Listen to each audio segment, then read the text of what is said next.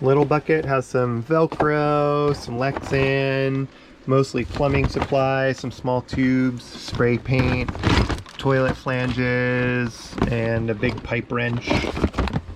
Plumbing stuff, plus Velcro. Clear container with the blue lid has ropes and lines and things. These sheets for the jib. And this guy we connect to the tack of the jib in the front. The railing actually gets in the way, so the jib needs to be raised 2 feet above the deck. And then there's just a whole bunch of extra, like if you need to do a shore tie or something like that. So in the back hold here, we've got the 10-gallon water bladder. We have a spare fuel line, a spare lead acid battery, and then the bucket that we call the hardware store. So what we've got in here is a little plunger, some fuses, lots of little parts and pieces that are for the electrical system. We've got some putty epoxy, a hardware kit like nuts and bolts, and then a whole bunch of epoxy tools. Also in here is where we normally store the inflatable in this gray bag right here. So to go into table mode, you first unhook this latch over here, and then the table comes down, and as it does, it slides out. It's kind of important to get this latched like that so the leg is straight, and then you have to push this out a little bit so you can be in half table mode. Or if you want, you can go all the way to full table mode by lifting up here and then just latching that one there. You've got a big table. Table mode. All right, so this is the biggest bed in the boat, and to put it into bed mode, first you have to take off the ladder over here. And then there's a little latch here that you just unlatch, and now this will slide out into bed mode. It just comes out, and there's a little ledge here. Make sure that it is in the ledge and then pushed all the way down. It's a little tight just so that it's secure once it's all the way down. And you can lay out the cushions and you have a bed.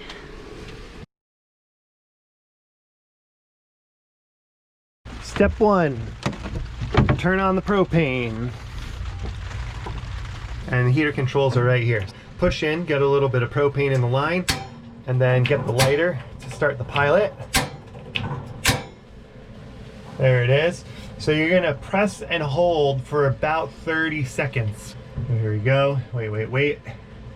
So once everything is sufficiently warm, you should be able to back off of the handle just a tiny bit and then turn it counterclockwise to the high position, and voila, heat.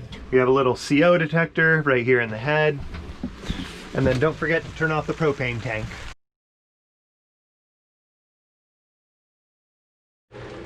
Operating the cook stove. So we have this nice cutting board as a cover. Pull that off. We have these little rubber mats covering the actual heaters that we store on there. Just it keeps the alcohol from evaporating. Replace the lid. Turn up the heat all the way, and then go ahead and stick your lighter in there. And voila, you're cooking. To refill these heaters, you just need a bottle of denatured alcohol, and you're gonna pour it having the whole thing just a little bit sideways. This is where the poo goes and how it works. Up in the V-berth, we got the holding tank, Y valve, saltwater intake, and out to sea seacock. And if you reach up under here, Y valve is mounted on the ceiling, so you can't really look at it. So you're gonna feel for the long handle. If you have it, the handle to the right, it goes right to the sea. If you go to the left, it goes to the tank. Right to sea, left to the tank. To flush, the handle goes to the right, like most other marine heads. Pump, pump, pump until it's completely empty. Then you need to fill it back up.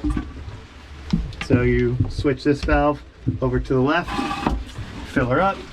I always put this back to the right and then empty it most of the way, so there's just a little bit of water at the bottom.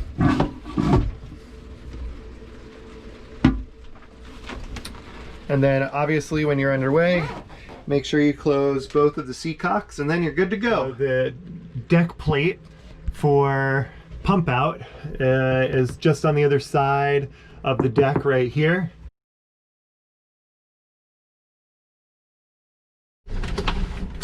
All right, here's the EPIRB. You're having a bad day, your ship is sinking, you're gonna go ahead and pull this off. And then here's the on button, so you're gonna slide this, press the red button, and apparently the Coast Guard will know where you are and they will come and get you. You're gonna need to re-register this make, model, and serial number to your name, otherwise my parents are gonna get a phone call from the Coast Guard saying that some random people who now own Impulse are sinking, and that probably won't do you a whole lot of good.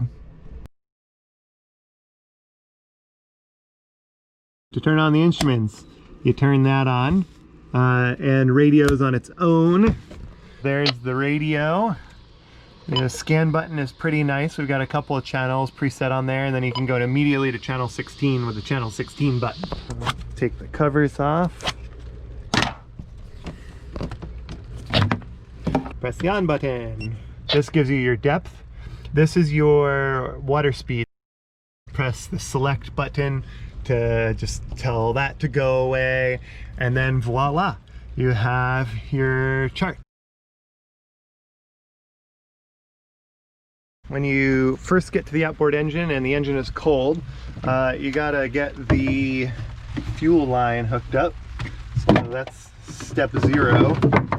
So here's our fuel line. We have these wooden blocks right here to keep the lid from smashing the fuel line. So close the lid. There we go. And then we have just kind of a standard fuel connector. I like to snake that around the outside of this thing. And then with a Pro Kicker, you just press the down button right here. Lowers the whole thing down into the water. Then stick the fuel line onto the fitting right here. So fuel line is on, motor's in the water. When you're starting the outboard, make sure that you vent the fuel, and if it's cold, you prime, and so you'll just pump this up. You turn this on to run, pull the choke all the way out, and then it's a matter of pressing the start button right down here. There she is. Let her run for a minute. The red LED will turn on. Once it turns off, you can put the choke to halfway, let her idle for a minute. Pretty straightforward. Make sure she's spitting out water and cooling water is getting to it, and then you can push the choke all the way in, and then your shift controls are all just right here. There's also a stop button right here. And there you go.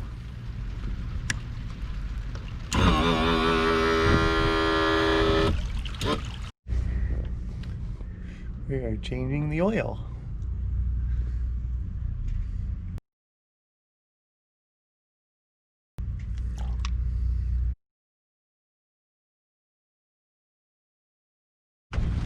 We have 29 gallons of onboard gasoline storage. For this guy, there's actually a little fuel pump in this yellow container. It doesn't work that great, so I would only really use this one as a real backup. Here's the anchor and chain. So it's a 9-kilogram Rosna, so awesome for basically Southeast Alaska. And then we got 40 feet of chain and then 300 feet of rope. Then we have a backup anchor. Backup anchor is stored in this hold right here. To remove the SD card, open this up. I'd recommend doing this not in the rain.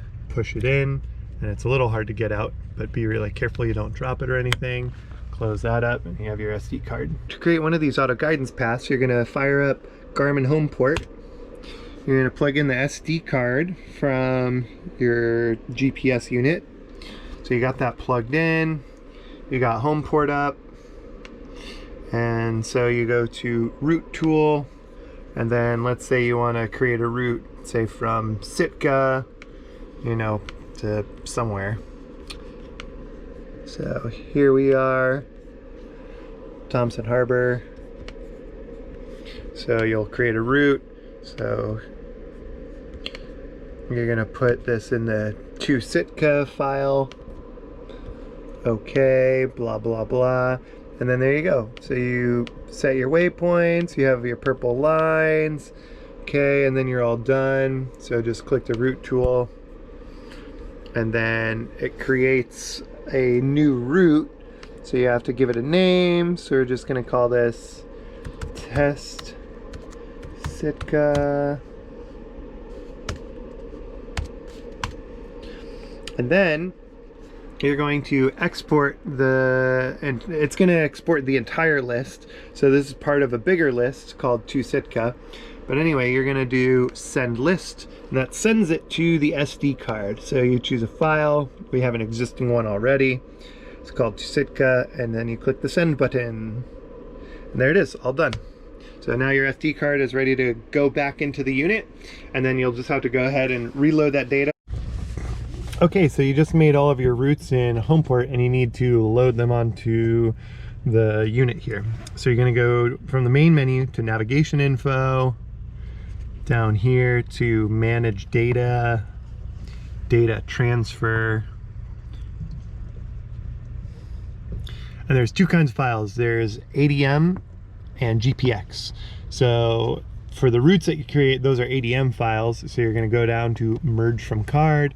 And you should have saved them as some file, so we'll call this ToSitka, and you just click on it and it goes ahead and loads everything, and then you're done. I think if you press the home button you can get back to there. You can go to charts, navigation, and voila, you are back in business. So for example, if you go to the main navigation screen, press the menu button. You can go to waypoints and tracks, and then go to routes and auto guidance paths, press select. And so let's say you want to do, I don't know, St. John's Bay to Sitka. So you scroll down to navigate to, press select, navigate forward, and there you go.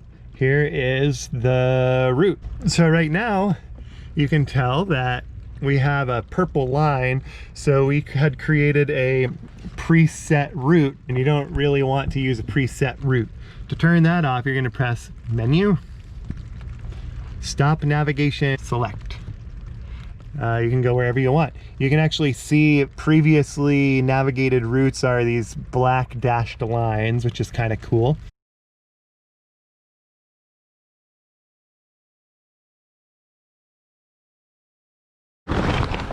Okay, so this comes off, and then you see now the slot of the mast is, and then you can start taking the main out.